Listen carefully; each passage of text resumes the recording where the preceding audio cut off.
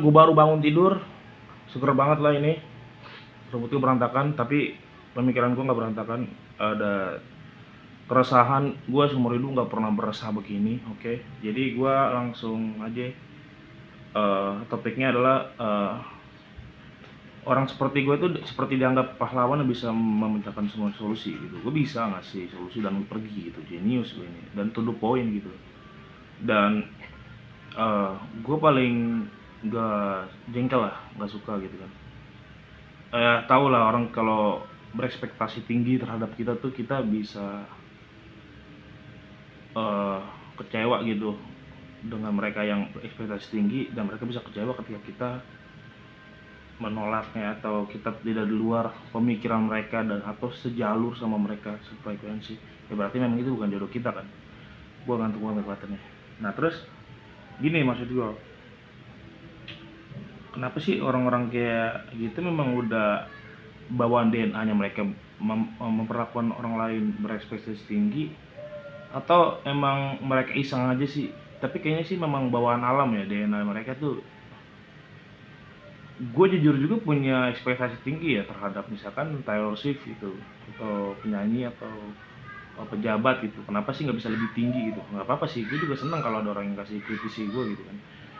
Gue akan menerima evaluasi itu gitu untuk jadi lebih baik, dan gue juga seneng banget kalau ada mereka juga mau diskusi untuk diskusi sehat gitu, dengerin juga gitu. Dan solusi eksekusi terakhirnya tuh solusinya benar-benar jadi kenyataan untuk kebebasan yang lebih tinggi gitu. Kenapa cuma buat mereka doang gitu? Anjing bangsat, kesel gua. Contohnya di agama, lu udah Kristen tetap aja lu ditanya Kristen apa, lu Kristen apaan, aliran apa? Sama kan mungkin aliran di Muslim kan ada aliran itu. Gua nggak, udah amat lah, gua ngomongin Kristen ya. Gua ada Kristen Advent, ada HBP Protestan, ada. Lu kalau di lingkungan, jujur aja ya, lu kalau di lingkungan Advent, lu ditanyain nih, lu tuh hari nggak hari Sabat, lu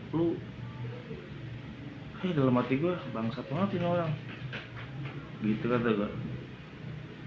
Mereka juga nggak dijamin kok masuk surga atau enggaknya, dibaptis mentang-mentang mereka cuma dibaptis selam doang sama memelihara hari Sabat gitu kan, mereka masuk surga. Markus 16 ayat 16. Ya itu juga dipakai sama Kristen lain gitu. Ayo kita sini debat orang Kristen sama gua. Ini keresahan gua 2016 sebenarnya, dari gua di asrama 2014. Gua punya bibi Namburu manggilnya di Batam. Sekarang udah nggak terlalu kolot sih, untuk suaminya sih yang kolot.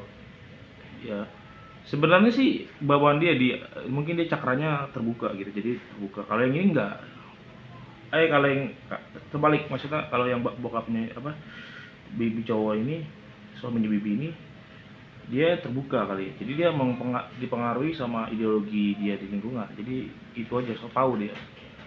Kalau yang bibi gue ini cewek, nggak terlalu nyuruh gue masuk kafe ya, maksud gue santai aja lagi. Maksud gue mungkin yang bibi gue ini dia terdefinisi kepalanya, inspirasinya asna dia dari pemahaman dia sendiri, walaupun dia tetap nggak perlu keluar juga. Gue juga kayak gitu sebenarnya, nggak perlu keluar dari norma atau keagamaan, tapi gue keluar lah karena itu masih banyak kekurangan ya. Jangan ada yang ngikutin gue yang terlalu, memang gue ini jenis manusia yang pemimpin dan menciptakan tren baru gitu. Bahkan gue ini sepertinya sama seperti orang ya Ellen G. White atau apa gitu. Gue nabi yang bikin agama baru, itulah gue sebenarnya. Mungkin ntar 2000 tahun lagi atau 500 tahun lagi gue jadi sosok kayak Nelson Mandela lah, Teresa atau Martin Luther lah, cuman gue nggak yang martir ya. Nah maksud gue gini loh, gue datang ke organisasi mereka dan mereka harus mereka tuh diharuskan untuk nyari anggota gitu, ibarat kata ya jiwa baru organisasi mereka. Dan itu ya bagus aja sih buat orang yang suka lingkungan organisasi kepemimpinan, tapi tuh aduh, gue nggak cocok beneran di lingkungan itu. Bahkan nih gue dari kecil nih, gue cerita nih, gue dari kecil sekolah minggu kagak ada rasanya. Gue ketemu Tuhan tuh nggak ada. Pas gue main justru gue ketemu Tuhan di alam. Ada orang kayak gini, ada banyak. Makanya holistik nggak banyak banget sih. Kebanyakan orang yang gampang masih tuh di human design tuh beda loh. Ada orang yang terdefinisi, orang yang bisa menciptakan tren, ada yang cuma ngikut doang. Kebanyakan mengikut gitu. Jadi maksud gue tuh orang yang secara holistik gitu, belajar. Gue seneng ilmu kebatinan gitu, gue seneng memecahkan emosi orang gitu, maksudnya menyelesaikan, mengatasi emosi berat yang dialami orang. Tapi gue juga sebenarnya eh, ada rasa takut juga gitu kalau misalkan ini negara hukum tapi orang yang kayak gue ini kena hukum gitu, padahal cuman ngomongin kayak gini. Makanya ibarat kata mm, mengganggu kenyamanan beragama lah, bullshit lah itu anjing kayak gitu.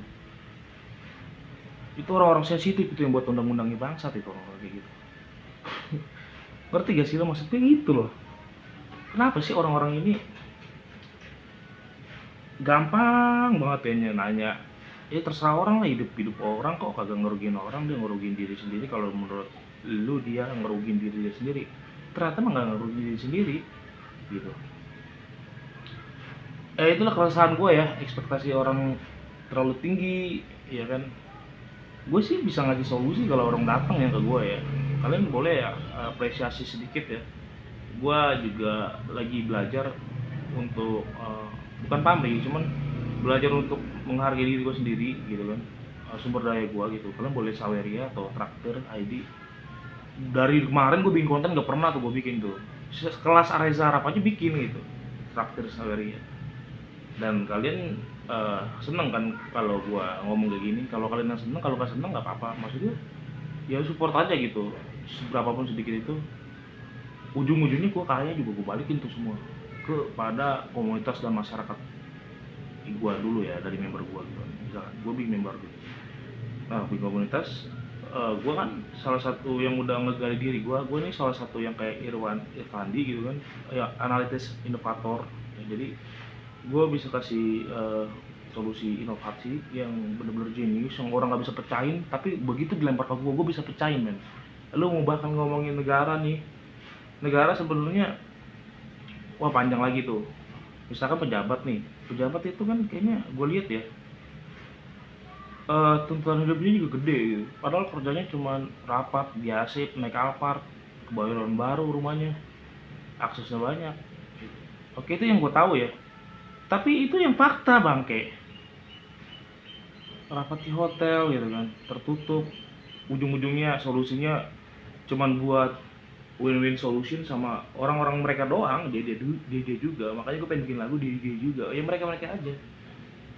Ya artinya apa? Perusahaan doang yang diuntungin, misalkan undang-undang investor yang ya yang bisa masuk investor banyak, terus PPN kecil. Terus masyarakat yang di bawah apaan? Minimal nih gue jadi pejabat nih, gue nggak dipengaruhi nih ya, gue nggak ada tekanan nih, gue langsung gas. Tapi pasti gue ada tekanan. Gue bikin apa? Gue bikin pertama gue nongkrong dulu sama masyarakat, gue mau tahu apa keluhan mereka, dan gue tahu keluhan mereka. Dan gue juga orang Jakarta, gue orang Batak, tapi suku gue Batak, kesukuan gue. Cuman gue dari lahir darah Batak, ibarat kata kayak Bang Dul. Gue tahu nih masa banjir, macet. Kalau buat anak-anak nih bikin air patra udah bagus tuh si Ahok zaman dulu ya, kalau nggak salah. Nggak tahu itu konsep siapa yang bikin air patra, ruang terbuka hijau tuh bagus tuh, ada sisi positif. Di kalangan ibu-ibu subsidi mahal ya, gas 3 kilo, air air nggak terlalu ya, cuman air galon ya. Masih masih bisa kejangkau, maksudnya sayur mayur gitu, bahan pokok, telur mahal. Itu gue lihat ada kementerian datang ke pasar gitu kan, ngapain gitu, ujung-ujungnya cuman gitu doang. Ya elah pak, nurun harga atau gimana. Petani juga ibaratnya harus disejahterain ya gak.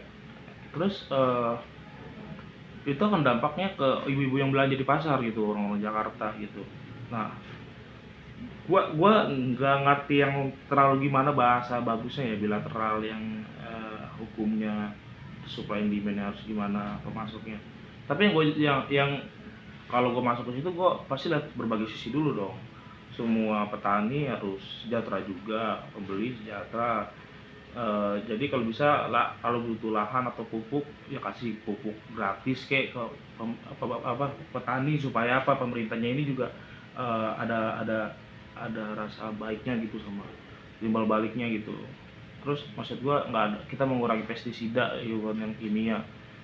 Nah, udah kelar kan. Habis itu dengan syarat ya win-win solution juga, kasih harga yang ini apa ke pengecer pasar gitu, tapi tetap untung dikit gitu atau sedang atau nanti lama-lama kan nggak ada keluhan nih di masyarakat nih dari bidang pangan itu udah selesai.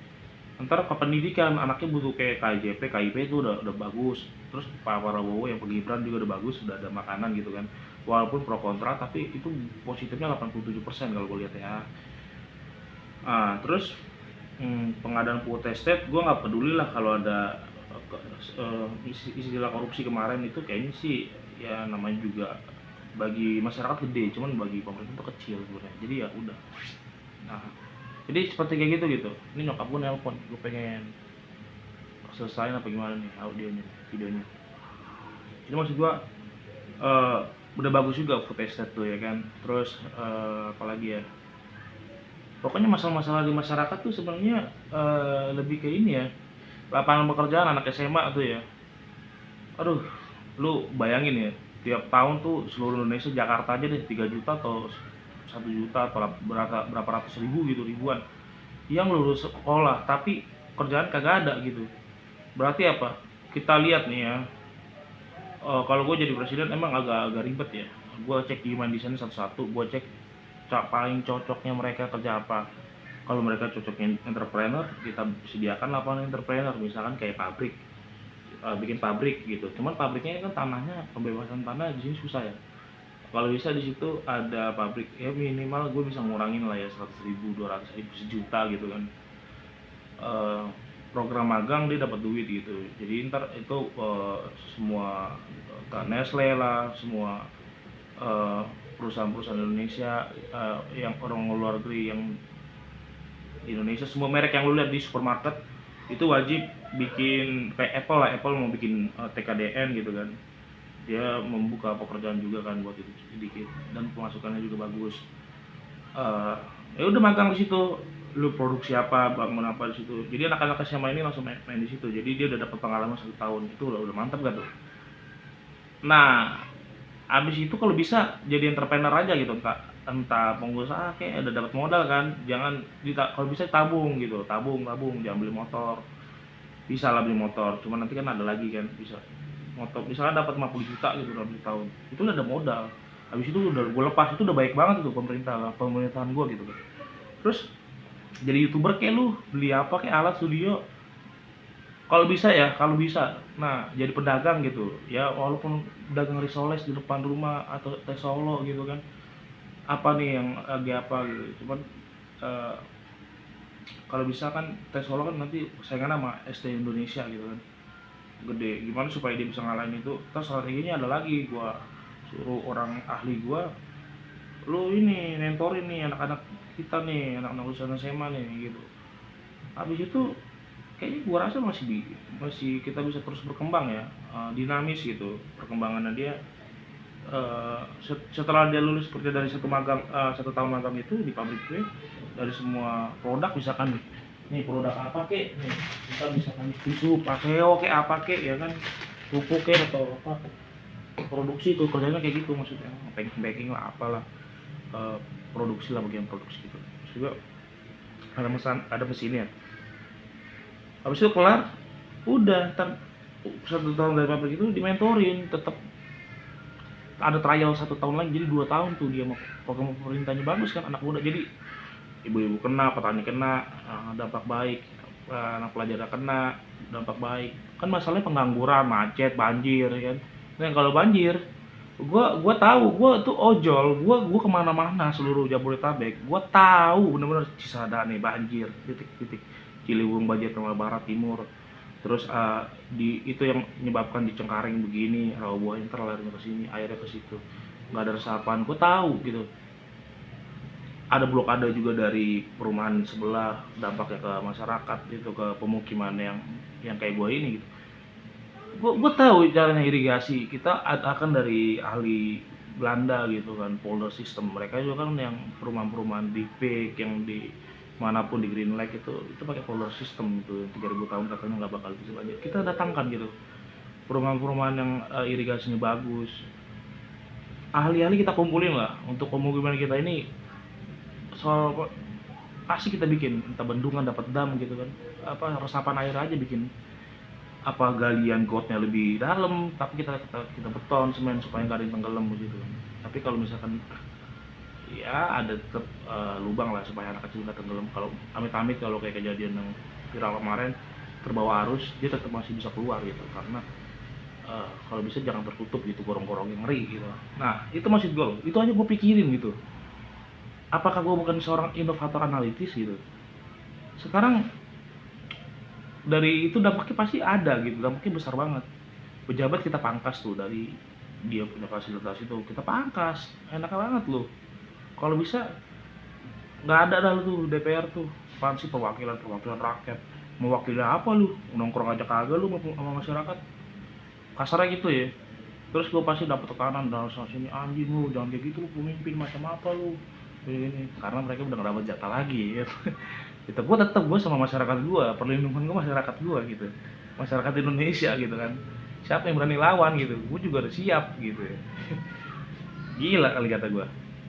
Nah jadi gue juga kan pasti ada jenderal-jenderal ya di dalam institusi ya, institusi keamanan kita kan. Di institusi ini sama juga, dalam hati mereka tuh mereka tangguh banget, otot gede-gede kan, apa angkatnya tinggi dan statusnya besar, pengen dia akui juga ada sifatnya, tapi mereka mengayomi banget. Tapi dia juga ada sama seperti masyarakat pada umumnya ya, normal.